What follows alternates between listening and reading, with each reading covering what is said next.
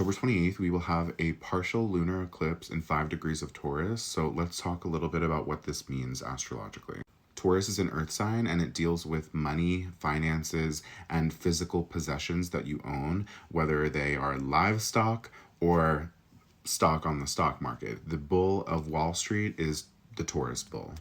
And eclipses correlate with major energy shifts. So we may see a major shift within the financial market. We also want to look specifically for major shifts within the cryptocurrency market around this time. Uranus, the planet that rules technological innovation, advanced technology, and improvement of systems, is currently transiting Taurus and has been there since 2018. So we are witnessing a redesign of the financial system with the incorporation of blockchain.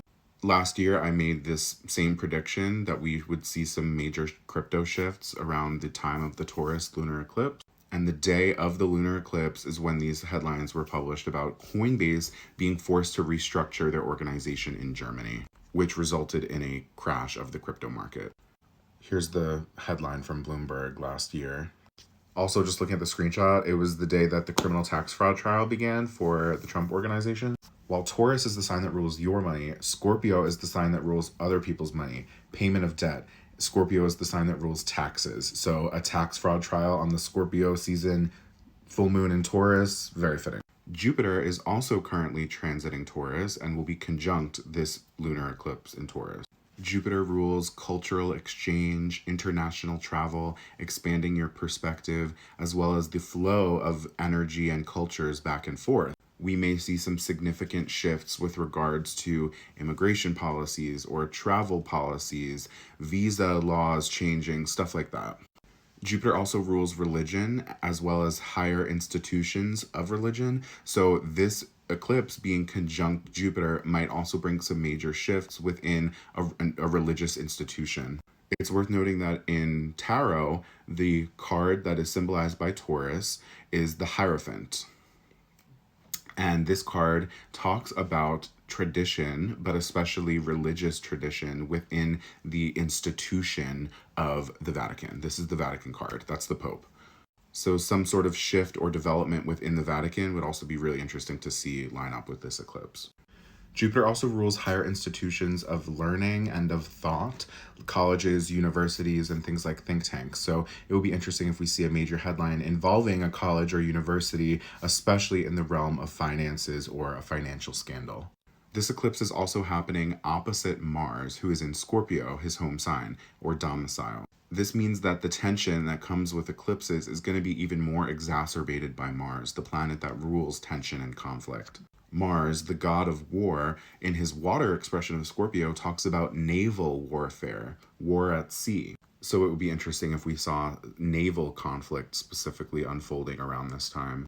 But Mars is also conjunct Mercury in Scorpio. Mercury is the planet that rules communication, information systems. So Mars conjunct Mercury can talk about things like information wars, but also violation of information, data breaches, and expose or extortion of information. It would be interesting if we saw like a major data breach or a leak of information. Mars and Scorpio will be perfectly opposite Jupiter and Taurus, both in 11 degrees of opposite signs. Mars opposite Jupiter can talk about conflict and fighting and war related to religious and spiritual belief systems. And contextually, this makes even more sense when you think about Jupiter being in Taurus, the earth sign that talks about land. Jupiter in Taurus is holy land. Opposite Mars is a war for the Holy Land. So we can definitely expect to see a peak in the conflict between Israel and Palestine.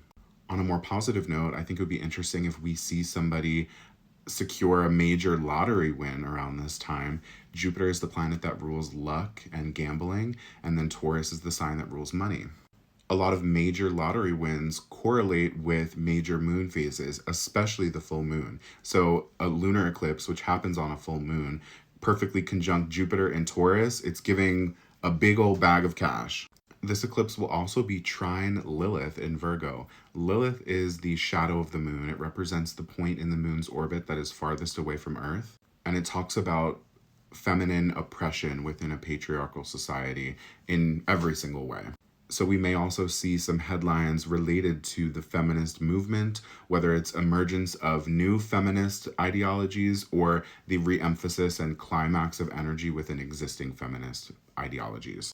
Venus, who rules Taurus, so the ruler of this eclipse, will be in Virgo. Virgo is the sign that talks about our day jobs, our daily routines, our busy work, our acts of service and servitude, as well as employment in general. It would be interesting if we saw major shifts in employment law or a major headline story involving employees in some capacity. I feel like with Taurus ruling finances, we may see an increase in the minimum wage or some sort of major financial development for employees and service workers. Venus and Virgo will also be trine Uranus and Taurus. Uranus is the rebel, the revolutionary, the person who protests and stands up for what they believe in. So Uranus trine Venus and Virgo could talk about labor movements and protests related to labor issues in general. And on a more basic level, the Taurus full moon is lit by the light of the Scorpio sun in the opposite sign. Scorpio season's about to start, and that means that this eclipse is going to include a lot of scorpionic themes. Scorpio is the sign that rules sketchy activities, things that are done in secret and in the dark, things that are buried underneath the rug. And the sun in Scorpio talks about a spotlight shining a light on those sketchy activities that were done in the dark, unearthing and digging up things that were buried away. So expect to see some old drama or controversy or triggering information that was swept under the rug being rehashed during this time. Scorpio season is a nightmare for people who work in PR. All these stories that they buried and they thought were 6 feet under all of a sudden come rising from the grave. That Scorpio sun will be in a trine with Vesta in Cancer. Vesta is the virgin, the pure and innocent one, the child who still has hope for the future. The Scorpio sun trine Vesta could talk about unearthing things that were buried under the rug regarding somebody's innocence or purity. Scorpio is the sign that rules sex and sexual abuse as well, so that could also be something that kind of comes to the surface. And again, that Vesta is in Cancer, meaning it's ruled by the moon. This eclipse is ruling over the innocent, pure one. Again, on a more positive note, the Scorpio sun trine Vesta in Cancer can also talk about finding out some information, having something uncovered that restores your faith, that gives you a sense of hope that maybe was missing before.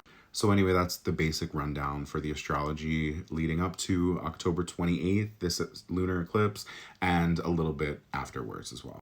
Don't forget to follow me for more astrology updates, and please like and share and comment on this video to help it boost and get some traction. I appreciate it.